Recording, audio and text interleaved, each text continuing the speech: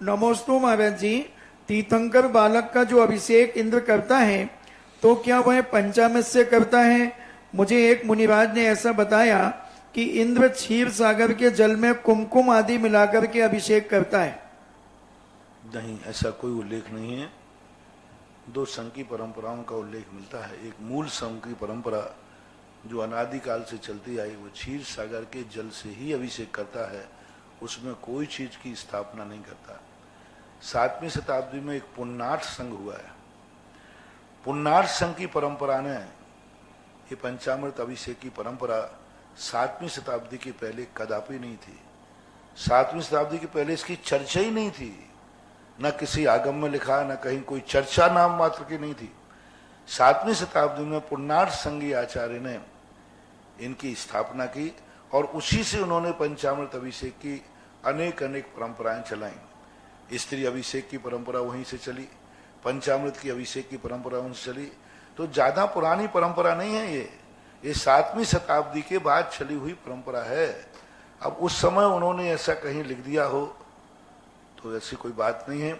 लेकिन जो मूल संघ कुंद कुंद की मूल संघ परंपरा है, जिनसेन स्वामी आदि ने मतम आदि पुराण लिखा, यति विशव आचार्य ने त्रिलोक परिणति लिखी, नेमीचंद महाराज ने त्रिलोक सार लिखा, ऐसे जो मूल संघी परंपरा के जितने ग्रंथ हैं उनमें मात क्षीर सागर के जल लाता है स्वयं सौधर्मिंद्र और वही अभिषेक करता है।